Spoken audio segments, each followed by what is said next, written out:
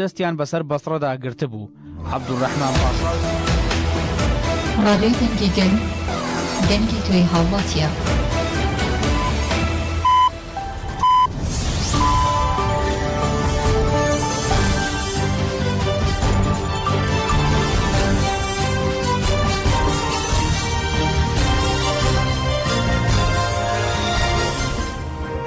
سەرانی هێژە لە هەر کوێیەکن سڵاوتان لێبێت. ئەمڕۆ هەینی 12 تەموزی 2024 بە یارمەتی هاوکارانم لە ناوەندی هەواڵەکانی ڕادیۆ دەنگی گەل هەواڵەکانتان پێشکەش دەکەین.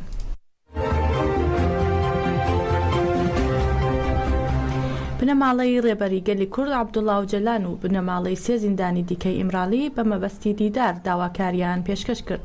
ماوەی 40 مانگە هیچ زانیاریەک لەبارەی ڕێبەری گەلی کورد عەبدوڵڵا ئۆجەلان کە لە ژێر گۆشەگیری ڕەهادایە پەردەست نییە. محەممەد ئۆجەلان برای ڕێبەری گەلی کورد و پارێزەرەکەی مەزلوم دینج بۆ پێشکەشکردنی داواکاری دیداری داواکاری گشتی کۆماری بورسا و بەڕێوەبەرایەتی زیندانی ئیمرالیان کرد. هاوکات بە هەمان مەبەست عەلی کونار برای عومەر خەیری کونار، پۆلات یێلدەرم برای حاملی یێلدەرم و مەلیحا چەتین خوشکی وەیسی ئاکتاژ سەردانی داواکاری گشتی کۆماری بورسا و بەڕێوەبەرایەتی زیندانی ئیمرالیان کرد.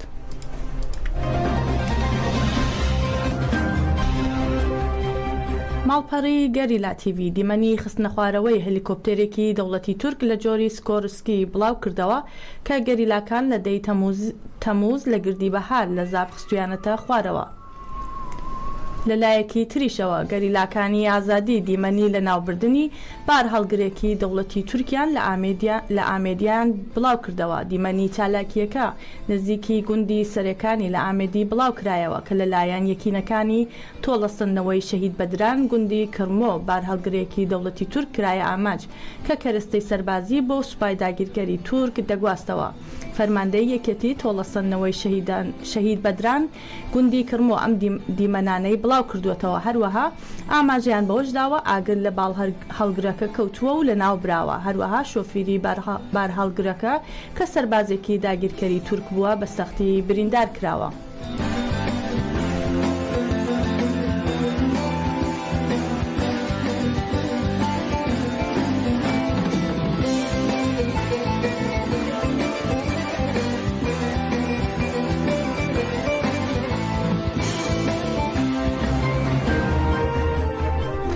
ئاژانسی هەواڵی میزۆپۆتامیا لە باکووری کوردستان لەبارەی کەوتنە خوارەوەی فڕۆکەیەکی بێفڕۆکەوانی چەک هەڵگری دەوڵەتی داگیرکەری تورک هەواڵێکی بڵاو کردەوە. ئەو فڕۆکە بێفڕۆکەوانەی چەک هەڵگرا نزیکەی کاتژمێری دەی نیوەشەو کە لە فڕۆکەخانەی سەلاحەددینی ئەیوبی فڕیوە لە نزیک گوندی پیرازاڵان لە ناوچەی گەڤەر کەوتوێتە خوارەوە.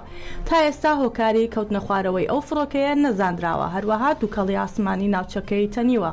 زانراوە ناوچەکە بە سەرباز دەورە دراوە و ڕێگە نادرێت کەس نزیکی شوێنی کەوتنە خوارەکە بکەوێت. ئەمە لە کاتێکدایە لە ماوەکانی ڕابردوو گەریلاکانی ئازادی کوردستان بە سیستەمی بەرگری ئاسمانی قەندیل حەڤە فڕۆکەی بێفڕۆکەوانی چەکەڵگری دەوڵەتی داگیرکەری تورکیان خستوەتە خوارەوە.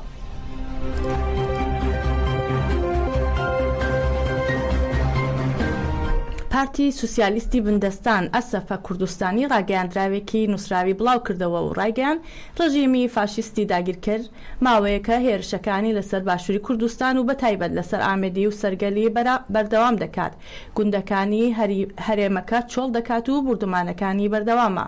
لە درێژەی ڕاگەیاندراوەکەدا ئاماژە بەوە کراوە ماوەی 3 ساڵە دەوڵەتی تورک چەکی ناوەکی و کیمیاوی بەکاردەهێنێت و تاوانی جەنگی ئەنجام دەدات کە بە گوێرەی هەموو یاسانێ و نەتەوەیەکان قەدەغە کراوە. لە ڕاگەیاندراوەکەدا ئەسەفە سەرنج دەخاتە سەر هاوکاریەکانی پەدەکە بۆ دەوڵەتی داگیرکەری تورک و دەڵێت بێگومان پەدەکە لەم هێرشە داگیرکاریانەدا بە هاوکاریکردنی دەوڵەتی داگیرکەری تورک ڕوڵێکی بنەڕەتی دەگێڕێت. پەدەکە بەردەوامە لە نۆکەری و هاوکاریکردن بۆ دوژمن.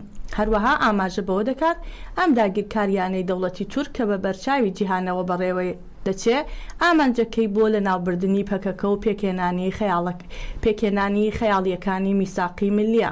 لە کۆتایی ڕاگەیاندراوەکەدا ئەسەپە بانگەوازی بۆ تێکۆشان لە بەرامبەر داگیرکاریەکان دەکات و دەڵێ جەنگی نەگریسی هەژاریەکانی سەرگەلەکەمان زیاتر دەکات لەبەر ئەم هۆکارە پێویستە گەلەکەمان و هەموو لایەنە چەپگەرەکانی کرێکاران لە ناوهێڵێکی مرۆڤایەتیدا بە تێکۆشان حورمەت و ئازادی جێگەی خۆیان بگرن و بەشداری تێکۆشان بن.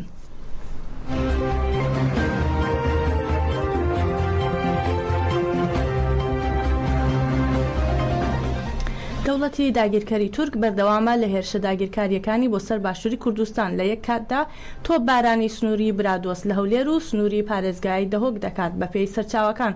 دەوڵەتی تورک تۆپ بارانی کوێستانی لۆلان و بناری چیای شەکێوی لە سنووری برادۆستی سەر بە پارێزگای هەولێر کردووە.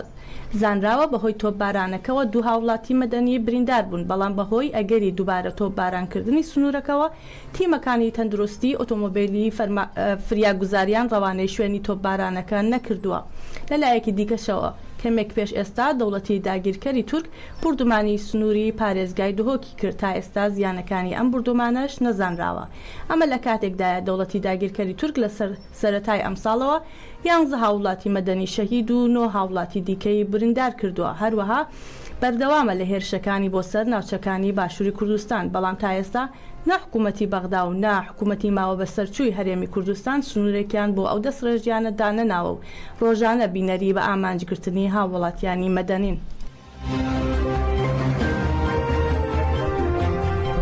ڕێیان کەلدانی سەرۆکی بزوتنەوەی بابلیۆن ڕایگەیان پەدەکە ڕێگەی بەهێزەکانی تورکیا داوە بێتە ناو هەرێمی کوردستانەوە و ئیدانەی ئەو کارەی پەدەکە دەکەین.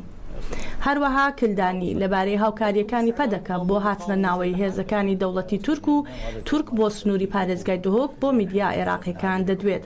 ئاماژەی بەوە کردووە تورکیا ناتوانێت بێتە ناو پارێزگای نینەواوە یان هیچ بەشێکی عێراقەوە کە لەژێر کنترۆڵی حکوومەتی فیدراڵی دابێت. دەشڵێ ئامادەم جلوبەرگی سەربازی لەبەر بکەم و دژی هێزەکانی دەوڵەتی تورک بجەنگم بۆ ئەوەی نەگەنە سنووری نینەوە. ئەوەشی خستووەتە ڕوو هێزەکانی تورکیا ڕێگەیەک بۆ ناوچەکانی ژێر دەسەڵاتی حکوومەتی فیدراڵی نادۆزنەوە و بۆ ئەوەی بێن و داگیری بکەن پێویستە هەمومان بەرگری لە سەروەری و یا یەکپارچەی خاکی عێراق بکەین. هسه بشكل عام ننتظر ونشوف تسكت تحكي الاخوان يحجون، وانا اعتقد الاخ رئيس الوزراء شجاع وصريح يتحدث يعني مباشر.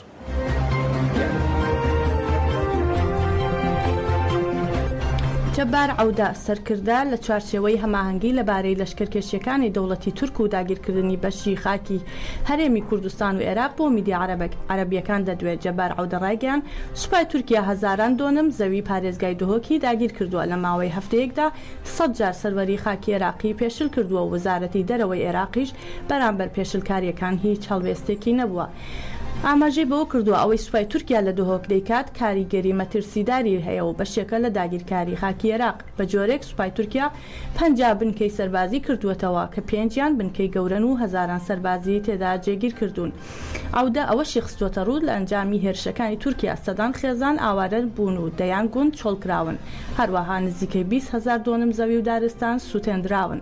جەبار عەودە داوا لە وەزارەتی دەرەوەی عێراق دەکات بێدەنگی بشکێنێت و جیهان لە پێشلکاریەکانی تورکیا بەرامبەر عێراق و هەرێمی کوردستان ئاگادار بکاتەوە و لە دادگای نێودەوڵەتی سکالا لە دژی تورکیا تۆمار بکرێت. جێگای ئاماژەیە ڕێکخراوی سیپیتی بڵاوی کردبووەوە کە دەوڵەتی تورک 300 تانک و زرێپۆش و 1000 سەربازی هێناوەتە ناو خاکی هەرێمی کوردستان و بازگەی سەربازی لە دەڤەری بادینان داناوە.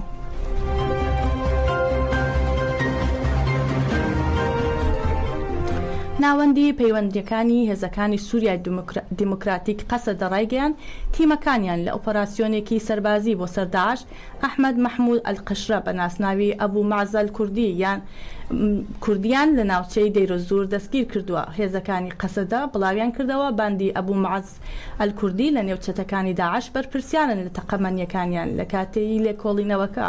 لە چەتەکانی ئەبوو مەعز ئەلکوردی چەتەکان دانیان بەوە داناوە کە کاریان ئامادەکردنی ئۆتۆمۆبیلێکی بۆم ڕێژکراو بووە. ئەم گروپە بەرپرسیارن لە یەکێک لەو ئۆتۆمۆبیلانە کە لە دەی ئایاری 2024 لەلایەن خۆکوژێکەوە لە خاڵێکی سەربازی هێزەکانی قەسەدا لە شاری شیهێل تەقێنرایەوە. لە ئەنجامی ئەو تەقینەوە خۆکوژێدا 3 چەکداری قەسەدە شەهید بوون و هەروەها 7 چەکداریش بریندار بووبوون.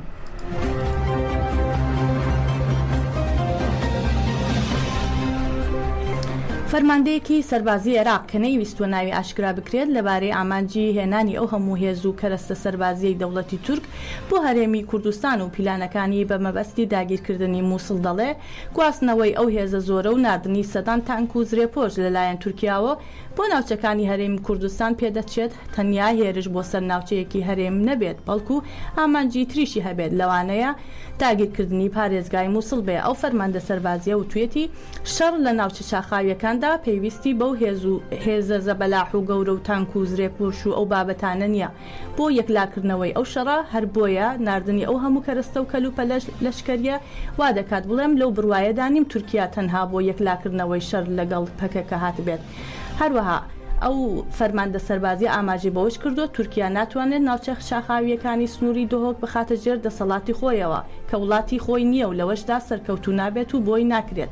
دەشڵێت تورکیا بەردەوامە لە جموجۆڵە سەربازیەکانی خۆی لە هەرێمی کوردستان و تا دێت هێزی زیاتر دەگوێزێتەوە بۆ ناوچەکانی پارێزگای دۆهۆک. ئەم کارانش ئامانجی ئاشکرا و شاراوەیان هەیە. ئامانجی شاراوەکان سیاسی و درێژخایەنن کە بە جودا لە ژوورە داخراوەکاندا باسی لێ دەکرێن و بڕیاریان لەسەر دەدرێت. فەرماندە سەربازیەکە ئەوەشی خستە ڕوو هێنانی ئەو هەموو کەرەستە و کەلوپە لە سەربازیە لەلایەن تورکیاوە لە ڕووی لۆژیکی سەربازی و لە ڕووی ڕاهەندە سیاسی و استراتیژیکەکانیشەوە شتی تریشی لە پشتە چونکە تورکیا بابەتی مووسڵ و وڵایەتی مووسڵی وەلاوە نەناوە. ئەوەش لە کاتێکدایە سوپای تورکیا بەردەوامە لە دەستڕێژیەکانی بۆ سەرخاکی عێراق لە کاتێکدا بێدەنگی حکوومەتی عێراق پرسیاری بەرفراوان لەسەر هەڵویستی فەرمی بەغدا لەسەر ئەمە هێرشە ئاشکرایانە دەڤروژێنێت. جێگای ئاماژەیە لەگەڵ پەرەسەندنی داگیرکاریەکانی دەوڵەتی تورک بانگەوازەکان بۆ کاردانەوەی بەپەلە لەلایەن حکوومەتی هەرێم و عێراقەوە زیاتر دەبن.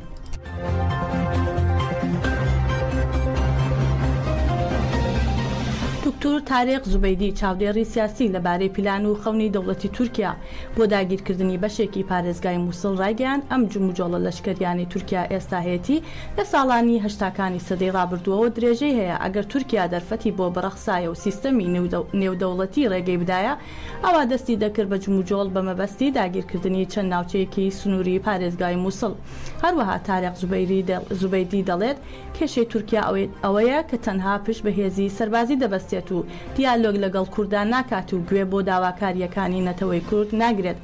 بە بۆچوونی من ئەو کێشەیە چارەسەر نابێت ئەگەر چارەسەرێکی سیاسیانەی گونجاوی بۆ نەکرێت بە مەبەستی پێدانی مافەکان بە نەتەوەی کورد لە تورکیا کە بە میلیۆنان کورد لە تورکیادا دەژین و ڕێژەیەکی گەورەی دانیشتوانی تورکیا پێک دەهێنن. تاریق زوبەیدی دەشڵێت ئەو جموجڵە سەربازیانەی تورکیا بەهۆی بێدەنگی حکوومەتی عێراق و حکوومەتی هەرێمی کوردستانەوەیە. بەڵام لە هاواهەنگیەکی بێپێشینەدا ئەنجومەنی وەزیرانی ئاسایش نیشتمانی عێراق داوای کۆبوونەوەی ڕۆژی چوارشەممەی لەو جموجۆڵانە ڕەت کردووەتەوە. ئاماژەی بۆش کرد لە ڕاگەیاندراوەکەی حکوومەتی عێراقدا هاتووە جەخ دەکەینەوە لە ڕەتکردنەوەی هاتنە ناوەی سوپای تورکیا بۆ ناوخاکی عێراق و پێویستە تورکیا پرەنسیپی دراوسەیەتی باش جێبەجێ بکات. هەروەها لە بابەتە ئاسایشیەکانیشدا هەماهەنگی لەگەڵ عێراقا بکە.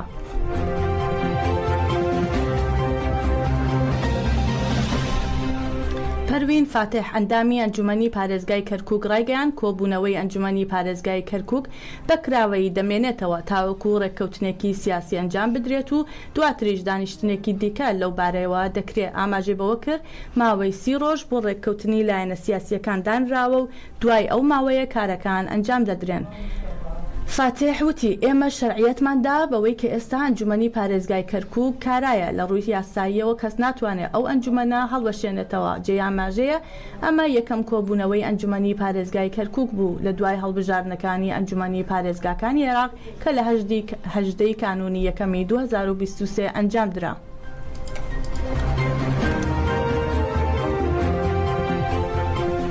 ئەمڕۆ 262 ڕۆژ بەسەر ڕفاندنی ڕۆژنامەنووس سلەیمان ئەحمەددا تێدەپەڕێت کە دوای 211 ڕۆژ ڕێگە بە پارێزەرەکانی درا سەردانی بکەن بەڵام بە تۆمەتێکی ناڕەوا پەدەکە ڕۆژی 30 حوزەیران ویستی دادگایی بکات و سزای بەسەردا بسەپێنن بەڵام بەهۆی ئامادە نەبوونی دادوەر دانیشتنەکە بۆ ڕۆژی 29 ئەم مانگە دواخرا.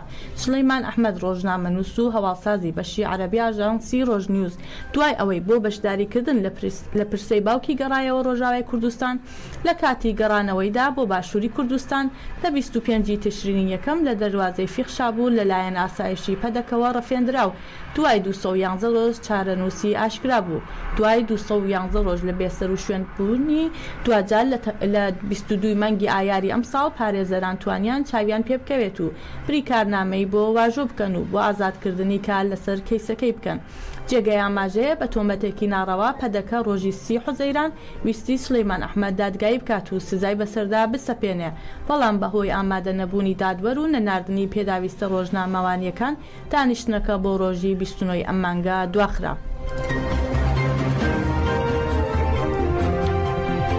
قاسم چۆملانی و علی دانش دوو هاوڵاتی شاری مەهاباد لەلایەن هێزە ئەمنیەکانی ئەم شارەوە دەست بەسەر کران و بۆ شوێنێکی نادیار گواسترانەوە. شایانی باسە کە هێزە ئەمنیەکان بەبێ بڕیاری دادگا ئەم دوو هاوڵاتیان دەست بەسەر کردووە و تا کاتی نووسینی ئەم راپۆرتە لە تۆمەتەکانی ژیان و شوێنی مانەوەی ئەم دوو هاوڵاتی زانیاریەک لەبەردەستان نییە. جێی ئاماژەیە هێزە ئەمنیەکان پێشتر لە مەهاباد هاوڵاتیەکی تر بە ناوی محەممەد ڕزا قەیتەرانیان دەست بەسەر کردووە. محەممەد ڕزا قەیتەرانی تەمەنی 22 ساڵ و تا ئێستا لە تۆمەتەکانی دژ بە ئەم هاوڵاتیە و شوێنی مانەوەی زانیاریەک لە بەردەستان نییە. قەیتەرانی لە درێژەی شۆڕشی ژینا بۆ ماوەی 3 مانگ لەلایەن هێزە ئەمنیەکانی ڕژیمەوە دەست بەسەر کرابوو.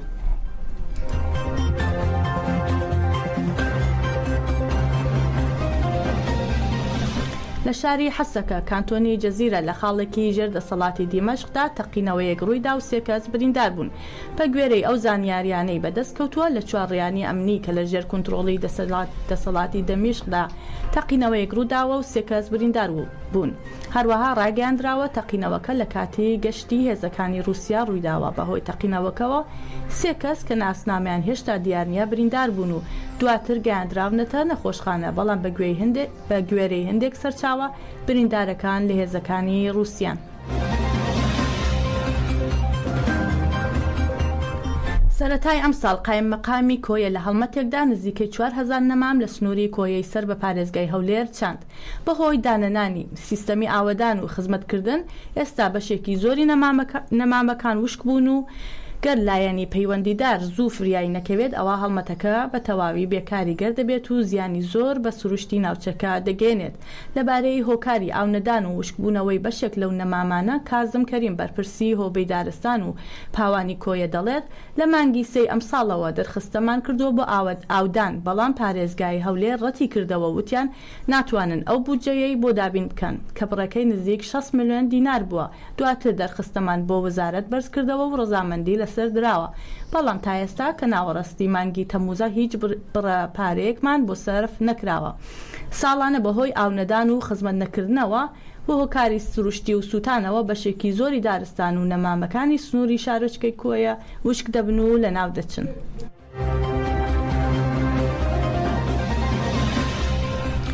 و پێنجەمین کۆبوونەوەی لوتکەی هاوپەیمانی باکووری ئەتلەسی ناتۆ لە واشنگتن کۆتایی پێهاتوو لە ڕاگەیاندراوی کۆتایی لوتکەکەدا جەق لە ئەندامبوونی ئوکراین لە هاوپەیمانیەکە کرایەوە. هاوپەیمانیەکە نیگەرانی خۆی لەبارەی پەیوەندیەکانی چین و رووسیا دەربڕی و پەکێنی بە هاوکاریکردنی موسکۆ لە جەنگی ئوکراین تۆمەتبار کرد.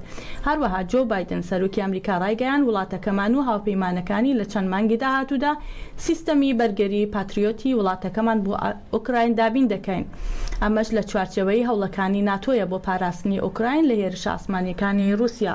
ڤلادیمیر زیلەنسکی سەرۆکی ئوکراین ڕایگەیان ئەندامبوونی ئوکراین لە ناتۆ گەڕانەوەی نییە، هەموو کارێک دەکەین تاوە مسوگەڕ بکەین کە ئوکراین ببێت بە ئەندامی ناتۆ. دڵنیام ئەو کارە ئەنجام دەدرێت. لین چاین وتەبێژی وزارەتی دەرەوەی چین نیگەرانی خۆی لەبارەی تۆمەتەکانی ناتۆ دەربڕی وتی ڕاگەیاندراوی کۆتایی ناتۆ پڕە لە بیری شەڕی سارد. هەروەها دیمیتری پیسکۆف وتەبێژی کۆشکی کرملین وتی ناتۆ بە تەواوی لە جەنگی ئوکراین تێوەگلاوە و هەر بە هەر شەڕێکیش لەسەر رووسیا دروست بکات وڵامی دەدرێتەوە.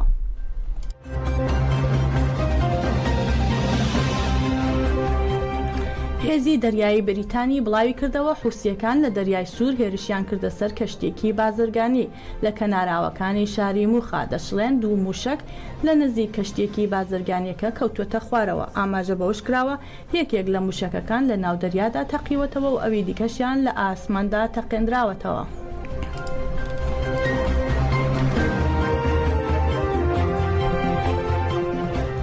گوێرەی راپۆرتێکی ڕۆژنامەی واشنگتۆن پۆستی ئەمریکی بۆ زوتنەوەی حەماس لە غەزە بە دەست بەرداربوونی دەسەڵاتەکەی لە کەرتی غەزە ڕازی بووە.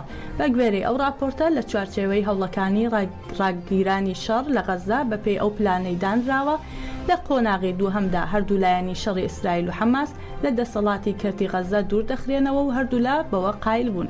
هەردوو لایەنی ئیسرائیل و حەماس ئاماژیان بە قبولکردنی پلانی حکومڕانی کاتی کردووە کە لە قۆناغی دووماوە دەست پێ دەکات کە تێیدا نە حەماس و نە ئیسرائیل حکمی غەزە ناکەن، بەڵکو هێزێک کە لەلایەن ئەمریکاوە مەشق و ڕاهێنانیان پێدەکرێت و هاوپەیمانی میانڕەوی عەرەبی پشتیوانیان لێ دەکات غەزە دەگرنە دەست. ئەم هێزە نزیکەی 2500 لایەنگری دەسەڵاتی فەلەستین لە غەزە لەخۆ دەگرێت کە پێشتر لەلایەن ئیسرائیلەوە پشکنینیان بۆ کراوە و ئاسایش دابین دەکەن. بەرپرسێکی ئەمریکی دەڵێت حەماس نێوەندگەرانی ئاگادار کردەوە کە ئامادەیە دەستبەرداری دەسەڵات لە بەرژەوەندی ڕێکخستنی حکومڕانی کاتی ببێت. بەڕێزان هەواڵەکانمان پێشکەشکردن، هەر شاد بن.